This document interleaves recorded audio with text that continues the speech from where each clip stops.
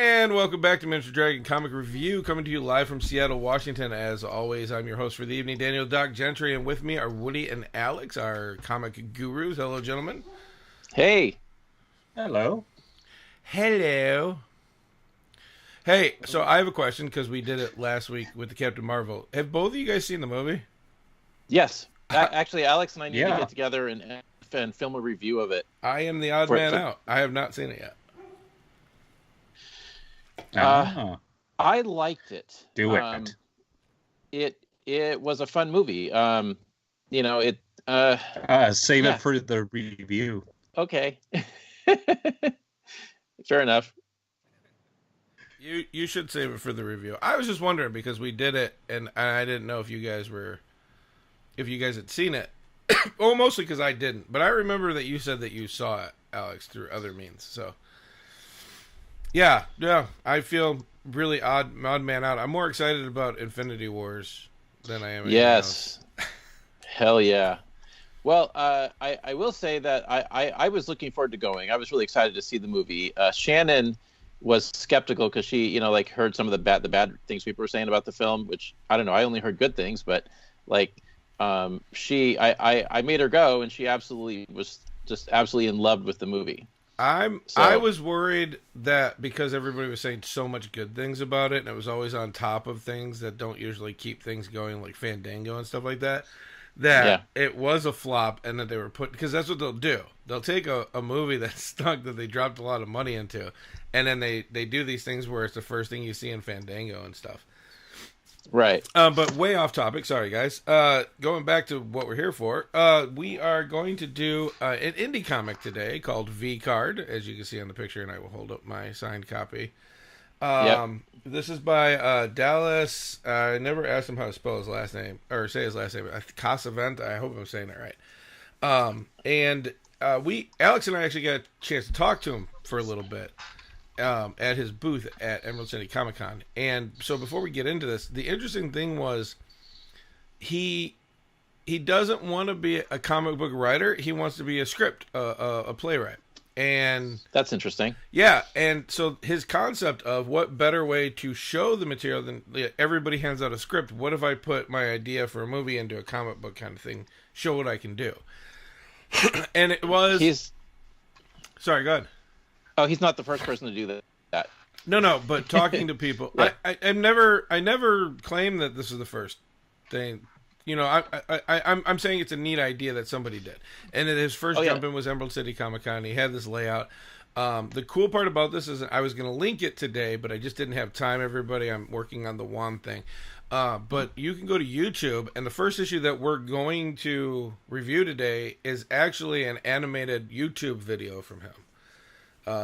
And he was playing it at his booth. It was really neat.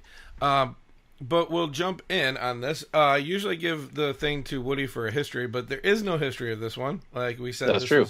Somebody just wanted to create a comic book. It's fully independent. This guy, talking to him, he did a lot of the movements to make the comic book. So let's just jump right in.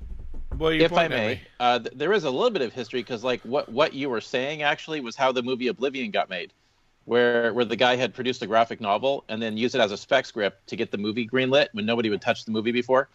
And the graphic novel is unreleased, unfortunately. I think it probably would be interesting to see it, but there are people that have done that exact thing, and they've got their careers in Hollywood started that way. Nice. So he may pull it off. We'll see what happens. But hey, let's review the comic book. Alex, why don't you start us off?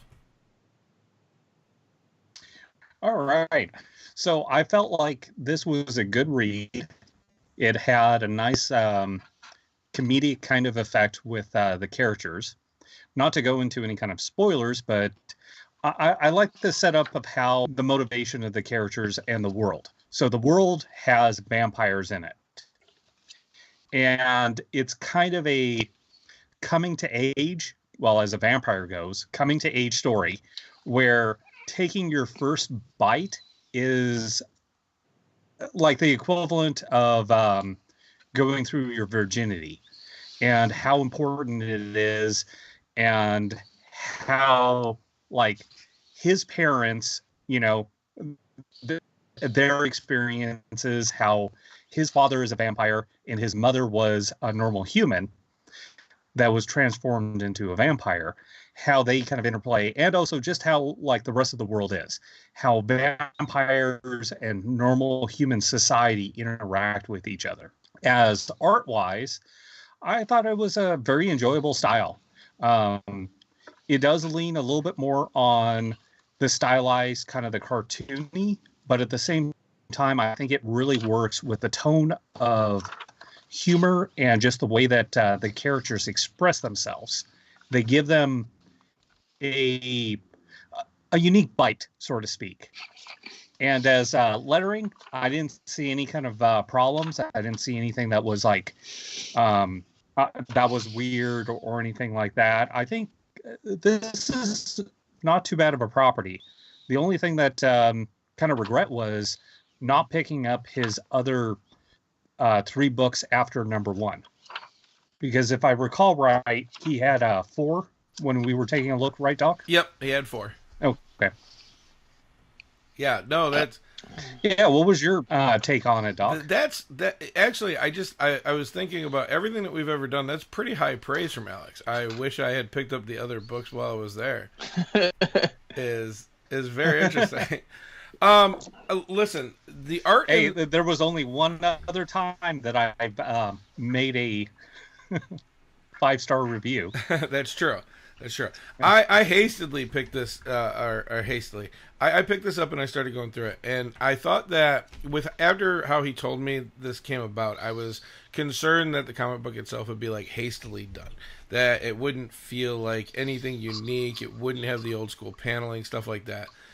And I was super surprised with this. The art is, again, the things that I love. When you're at a distance, there's not a lot of detail around the people that are walking, and it gives you enough, but there's enough detail that you know your brain does its thing. I have a great imagination, so I love stuff like that. I love the plot of this. He told me it wasn't like totally unique, but it was unique. We were at the booth, and once I started reading it, I was very pleased at the way that the plot went, because I knew where it was going because we talked with him for such a long time, and I still very much enjoyed reading the comic book. It didn't throw it off. Just because I knew it was happening, even after the first couple pages, and after he explained them, when I picked this up, I remember he said that, and it still made me laugh. And that is a really unique thing, when you know a joke is coming and still you laugh when you get to the joke. I think this is really well written. I didn't see anything in the lettering. I thought it was fun lettering, like when the little nostalgia, when she's walking through with him in the vampire nightclub and describing each of the things. I like that it was the red box with the white writing. I love those little Easter eggs. Oh yeah, no, yeah. Like if you knew vampire culture, it really kind of gets into this nice, like you were kind of saying, Doc, the nostalgia part of like, okay, when watching classic Turner movies, or like some of the classic AMC kind of movies, that these are these type of vampires. This was during the 90s, Pretty Boys. This was like the Lost Boys during the 80s. This was certain fads, and I thought that was a good homage that he had, like, as little Easter eggs in his book. I laughed really hard when they hit the emo area. Like, these guys are really depressing. I don't know why. Being a vampire is awesome, but apparently they want to just complain and moan all night. I lost it. I thought it was a really good thing. I really did enjoy this comic book because it was fun. It wasn't, as far as original goes, it definitely wasn't original, but it didn't feel like the same old trope of the story being told here. And you could tell just by like seeing the cover and stuff like that, it gives you a little bit of what he was thinking when he goes to write this. But out of somebody who didn't talk to the guy and read this, Woody, I'm really interested to hear what you have to say about this. Okay, well, I read it today, and Shannon read it. Shannon loved it. I kind of wish we had picked up the others because she would have been enjoyed that. Just from a technical perspective, I mean, it reads like a sitcom, and it's a bit more silly than something that I would want to read, but it makes sense now that you say that the guy wants to be a playwright, and like work in Hollywood, because that's exactly what this reads like, is a spec script for a sitcom show. And that makes complete sense. And it's kind of an odd setting where there are, like, just from the perspective of reading the first issue and not seeing anything else, it you know, it leaves a lot of questions as to what's coming and what the world is like. And if you look really close, you see stuff where, like, there's a vampire hunting serial killer, and it implies, you know, you see it on the television set, and it kind of implies that the two societies live side by side, and the vampire hunters are actually the villains of the story, and that, like, there isn't like a hunter-killer relationship between the vampires, you know, and the humans. And it leaves a lot of questions in as much like it's set up like the first episode of a TV show to get you engaged and make you want to keep reading. So the guy, like, it's clearly competently written, and it has a completely ludicrous premise. And the premise works as long as you always stick to the premise and don't deviate from it. And I think that's what the guy's going to do. But on subject of lettering, I mean, like, the lettering is competent at best. It's adequate. Like, I was reading the guy's biography. No, I'm serious. Like, he's never done professional work. No, it's just your letter snobbery. Wait, no. That's not, like, it's not super high praise. That's Woody's good column. I just want to be really clear. People don't understand Woody. Well, the thing is the guy clearly knows how to use Illustrator from what I'm seeing here, but it looks like he never actually studied the subject, and is able to get the job done good enough, but not at a level that a professional would get hired for. You know, because every page has mistakes on it in terms of just like how it should be put together. But I mean, like, he does some other things which I was actually kind of neat. Like, he has very few squish balloons, which I'm impressed with. But, like, you know, it's also possible that this is what some of this is just what they wanted. Like, you know, to have the balloons be oblong, but, like, he doesn't leave enough space between the edge of the balloon and the words, and in some cases it's almost all the way up to the edge and hitting it, and that's not how it's supposed to be. So, but I mean, no, he's got creative sound effects, which I like, you know, and how that's tricky, and it's color coordinated, so it blends in really well. So, and I hate his best friend. She's annoying, horribly annoying, and it's obvious the two of them should be hooked up. Something else, by the way, this is just something that kind of I don't know. Everybody does it. It kind of bugs me, but it's a stupid point. But if you look at the flannel is just a color texture that they put behind it, and it doesn't match the folds of the outfit, and nobody ever does. Like, that's the way everybody does flannel in comics, and I wish they wouldn't. But I'm not the colorist, so what do I know? You should make a character in one of your comic books with flannel and do it right, Woody. I don't know. I'd have to pay sweet extra to color it that way. Because I mean, like, I know why they don't, because it's a freaking pain in the ass, you know. But it's just funny. I know you enough to know when, and it's funny because we reviewed other indie comics, and you would say something, and I remember I was talking to somebody offline, and they were like, "Man, Woody really just didn't like that." I was like, "No, you don't understand. Woody, when we do comics, Woody's looking at every comic the same. So it doesn't matter if it's from DC or Image or we took it off of somebody's thing. Woody's evaluations are always going to be like that. So you have to put it into those columns because, of course, this isn't professionally done lettering, and it was somebody doing it. But to say that, you know, he made it to the end, I've heard Woody complain about professional comics letterings, like the Star Trek ones and stuff like that. Oh my God, yeah, because some of those guys, they're working so fast, they're on a deadline, and they don't care, and then the editor doesn't care, and it's a shame that the editor doesn't care, because that's, like, even if you don't know what you're looking at, there's a feel that the lettering communicates about the book, and it has everything to do with the success and failure of it. And if you do something sloppy, people will, it creates a feeling in how you perceive it.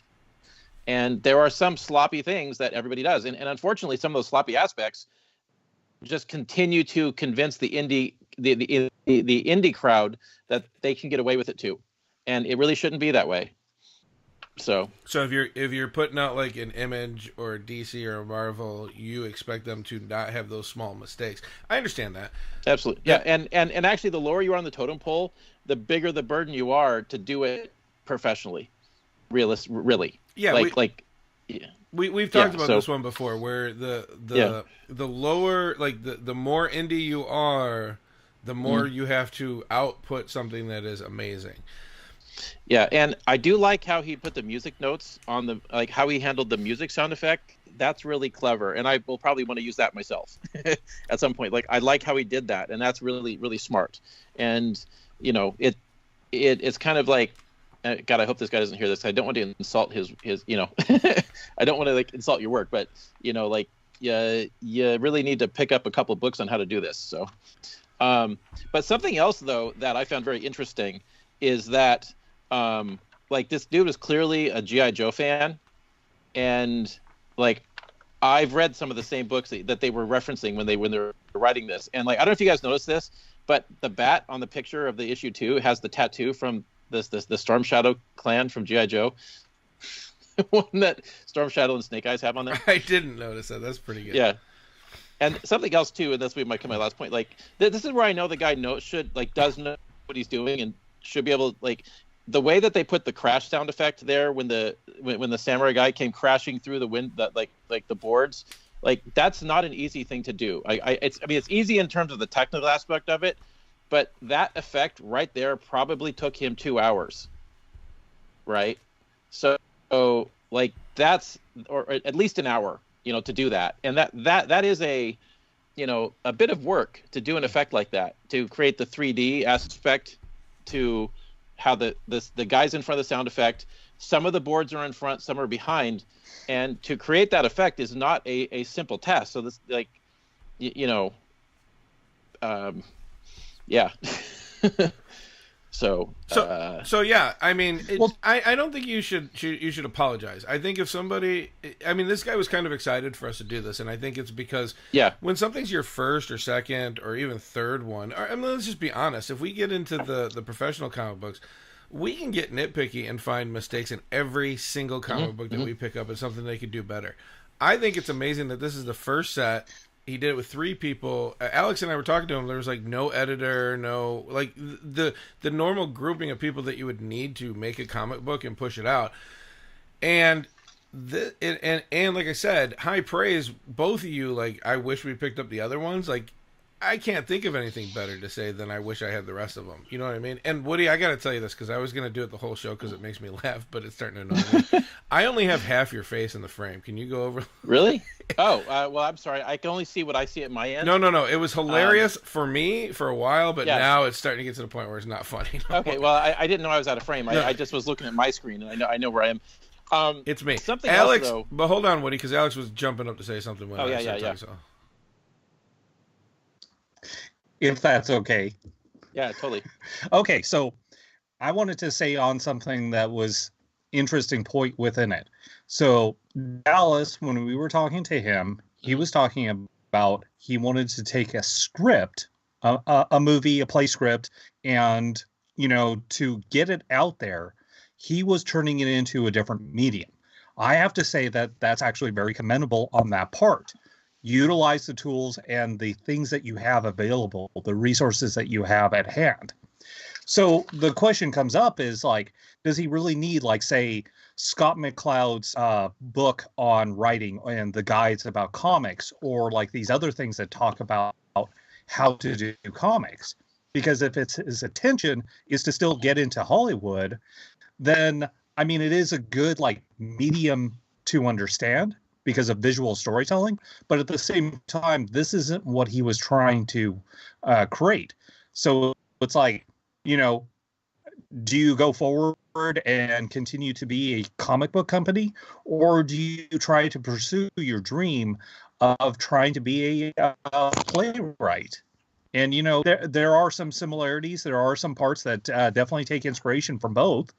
And we have seen some individuals that have tried to, like, go from one medium and have to learn how to create the wheel, because there are certain idioms. There are certain things that just visually change because of the way that one thing a medium translates into another.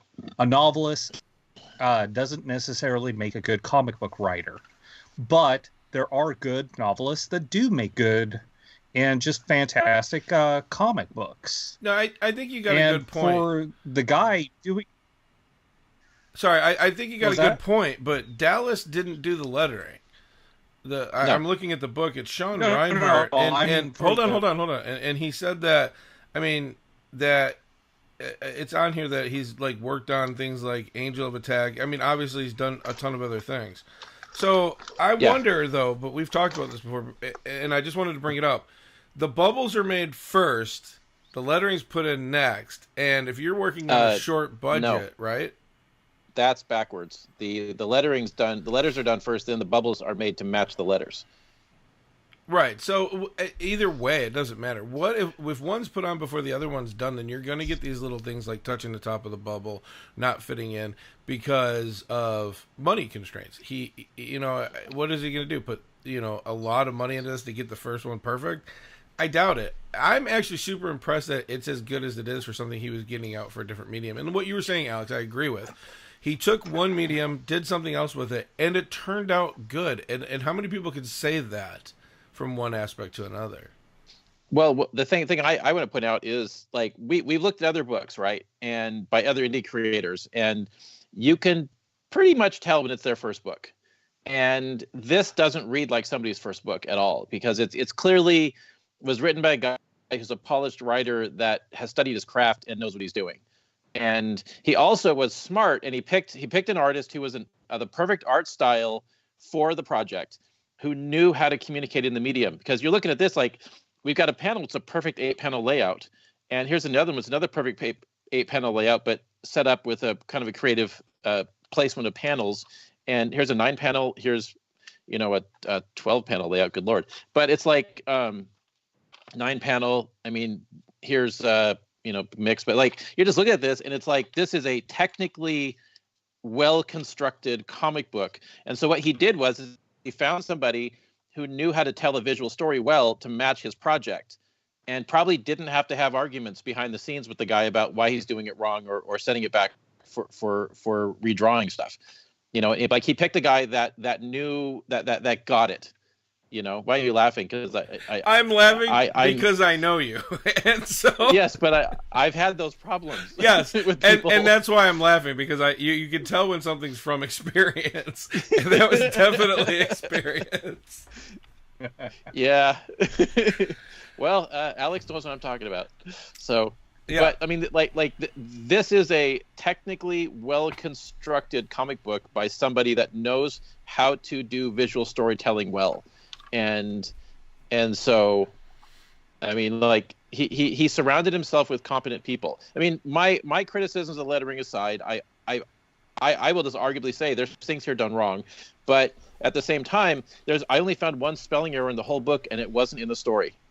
So, I mean, like, I'm waiting for you to tell me it was somebody's last name. No, that there was a mistake in the illustrator's bio. Oh, I like that first part when he said he may or may not have looked on Google to see how to spell writing. I thought that was pretty funny. Yeah, so for somebody that says he doesn't know how to write and yet got all, like, I'm gonna say that he did have an editor, but the editor's uncredited. Okay, so it would have to be. No, that's good, and it's important. Like, I enjoyed this, and I understand what you're saying, but I felt this was a little bit more. I mean, Alex and I go, walk around while you run the booth at some of these cons, and we look at some of the stuff that people have done. It's very far and few between. You can pick up the first issue of one of the comic books like these people put out. Like you said, you can usually tell. And, like, just flip through it and be interested in it. You know what I mean? Mm-hmm. I usually, it gets to the ones where it's like 4. I'm not so interested in 1. I want to see the rest of them. That it was just, I don't know. I don't know where I was going with that. I kind of lost it. I'm in woodworking mode up here. So, well, why don't we just do this? We'll start doing wrap up, and we'll start up with you. What are your final thoughts? Well, I mean, it's a good book. I mean, it's the reality is, it's just not for me. Like the one thing that turned me off was the cover, and like it took me a while to discover the cover was actually a parody of American Pie, which, you know, that movie did not appeal to me. And once I made the connection, this whole story makes way more sense. But like I think that the cover of the first issue just didn't work for me, and I probably would have a lot more interested if it had something that was more faithfully representing what's in the book. But it's a well constructed book. If you're looking for a comedy story, it's a good one. It has an original premise that I got to say, I've never seen something like this before, and you know, I honestly wish that we had picked up the others, if nothing else, because Shannon would have loved it. And, you know, because she read the first issue today over lunch and thought it was like one of the greatest things she'd read in a long time. So there we go. Dallas, get in touch with me on Twitter or something. I think we're going to have to pick up the other ones. But Alex, what'd you think? Final thoughts?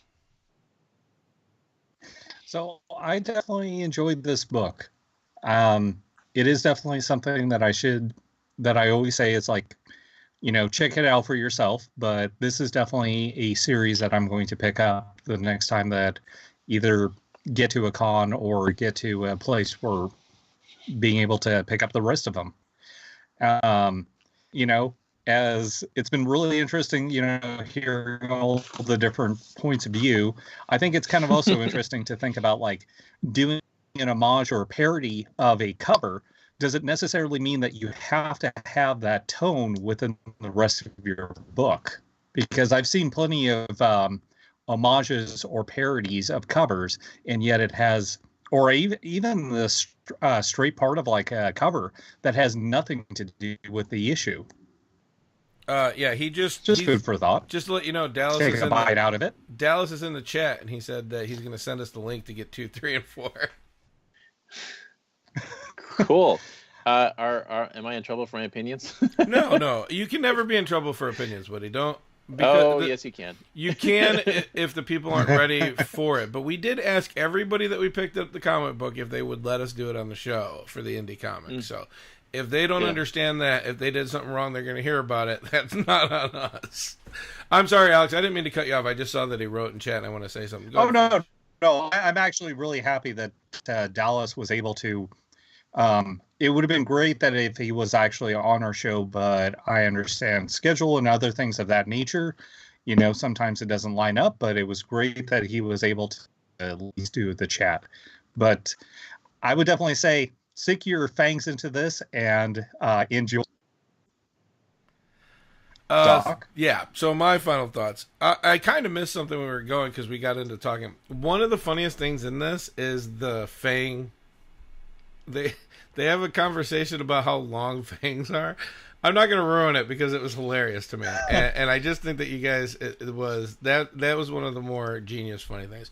I enjoyed this comic book, and the funny part about that is I don't usually enjoy comic books like this.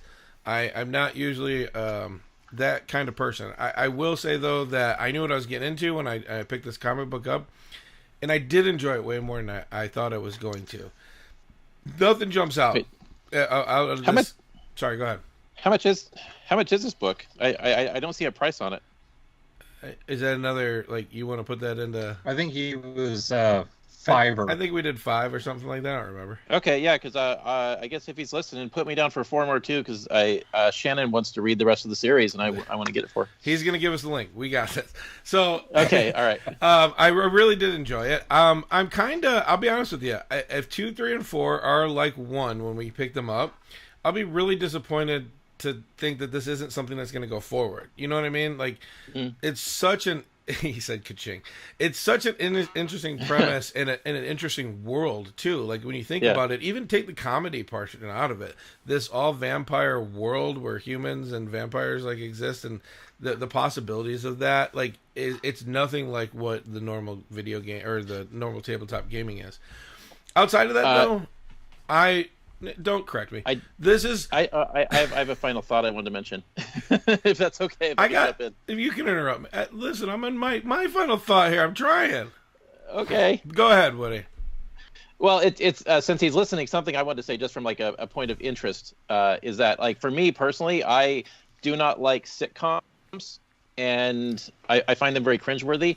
And this is one of those unique premises, kind of like the American Pie series, where it's like they found a formula and it worked. And I think that this series, if it went forward, it would be very easy for it to fall into a sitcom pattern.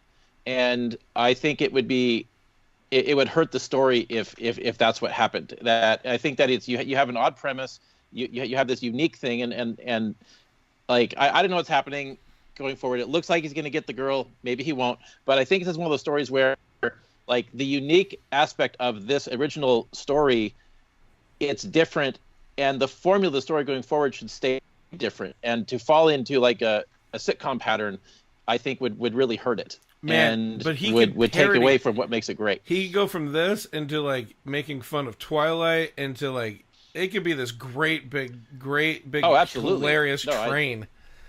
Absolutely.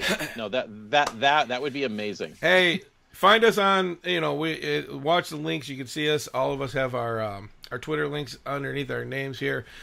We do have a Discord channel. You guys are more than welcome to jump on there and tell us what's going on. Send us emails, mdreviewcast@gmail.com. And you can find Woody and Alex's work at miniaturedragon.com. Dragons, is it plural? S? One. Okay. So it's miniaturedragon.com. Perfect. You can go there to see everything, and you can get to the cyber symbiosis and the Thunderfrog and all the other cool things. I've got Wand stuff coming out. You can check me out at www.docswands.com. And outside of that, I just want to say I know we're a little bit over. We love you guys. Keep it nerdy. Read more comic books and live your dreams. And I did that backwards today for some reason. Oh, you're fine.